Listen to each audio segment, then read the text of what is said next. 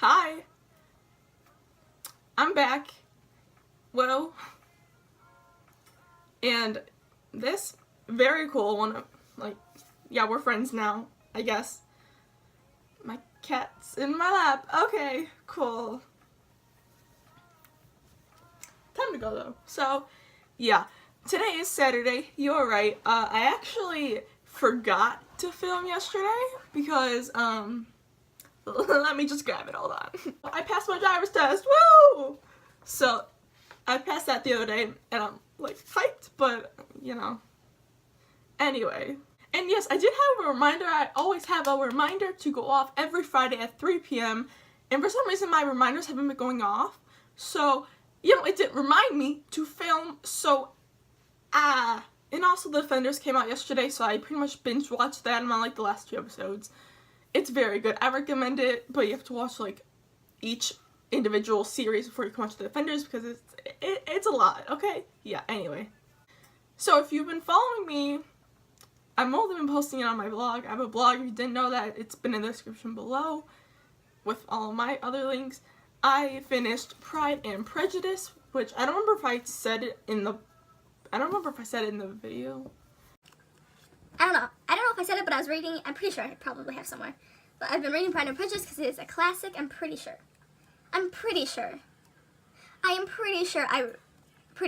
Yeah. Yeah, I did. Because the last video I made was like books I'll be traveling with. Yeah. Ha, okay, anyway.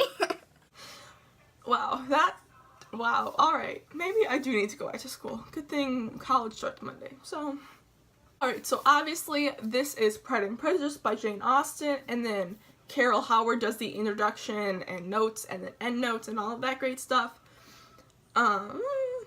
So the synopsis. I think I described it in the last video, but it's about this family, and it mostly follows around the second eldest daughter, Elizabeth, and it's basically in the time period where poor families need to marry into rich families, that kind of stuff. It's more of like a historical book, obviously. That is the genre. It's more of like an intelligent based romance kind of thing. Like, it's not really romance like modern novels. It's more like a witty, intelligent spiel. That's what I'm getting at. Okay, yeah.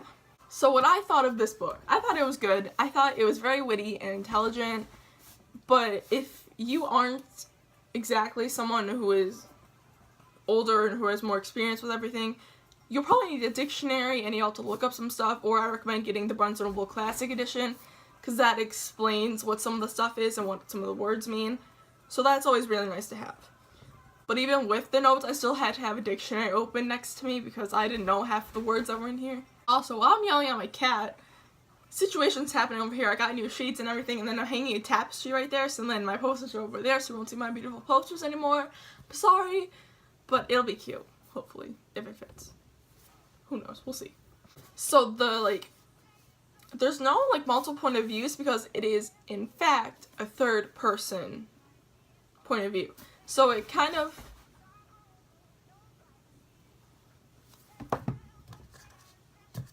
Do you want to stop? Okay. So as I was saying, third person.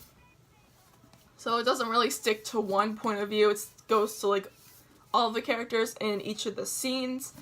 But I believe in here they call themselves books. Here, let me look, because this is chapter 3 towards the end, chapter 1. Okay, it just says volume, then the numbers. This is volume the 3rd, and there's 2 other ones, obvious. Duh, that's how things work. Okay. So, it's a good book. It's very intelligent, which I really liked, because a lot of books aren't specifically like this nowadays. They're not worded as uniquely. I don't know, that's probably not the right word to use. I could probably find books similar to this if I just looked in the publishing years, towards this. This is not going well, but you know what I mean. Right? Yeah, okay.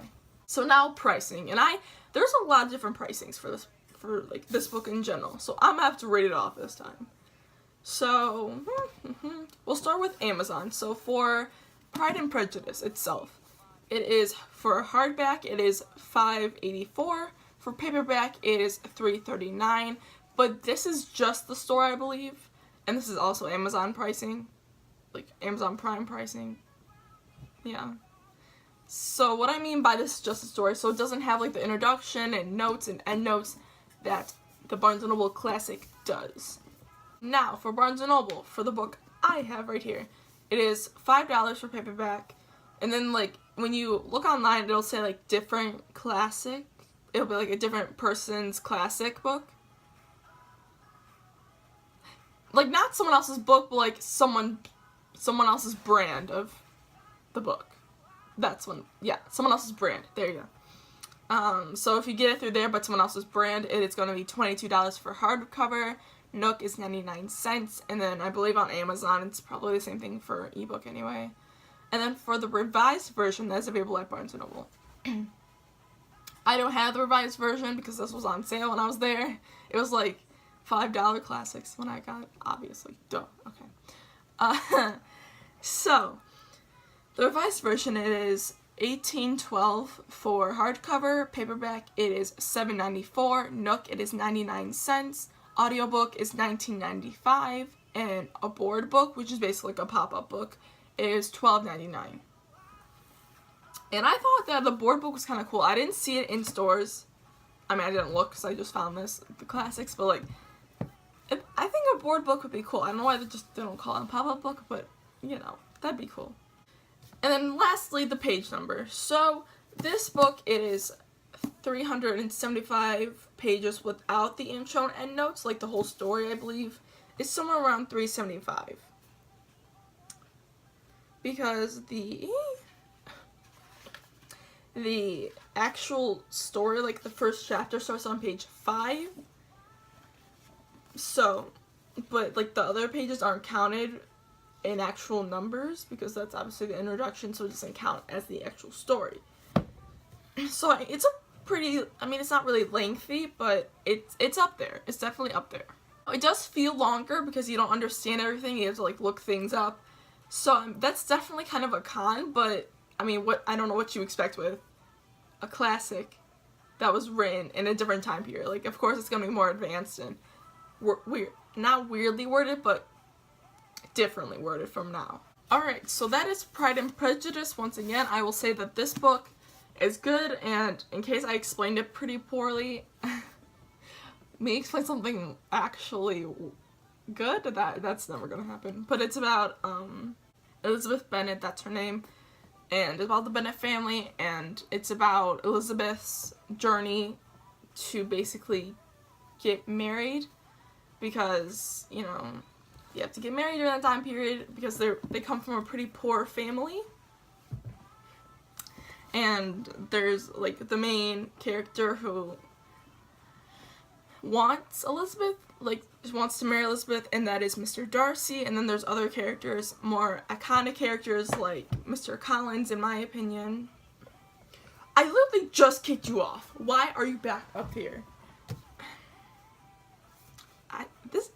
This cat woke me up at 7 in the morning. Now she has the nerve. She has the nerve to do this. Ugh, I'm heated. But yeah, so they must marry rich, and then that's like the main character, Elizabeth Bennet, and then the like co-main character is Mr. Darcy. So yeah, I recommend this book, but you just have to be kind of careful, and you have to read slowly, and you have to like analyze everything to really understand it. But yeah, so that's it for this week's video. Woo! Now I have to upload this today, so it's only one day late, not 2 or anything, because I have to go to a birthday party and all this stuff that I don't know. So yeah, okay, that's it for this week's video. Don't forget to like, comment, subscribe for share with your friends, because that'd be pretty great. That didn't really come out. What else is new? Okay, so yeah, that's it. Stay amazing, and I'll see you guys less than a week, because today's Saturday and I upload on Fridays. So, bye. Bye.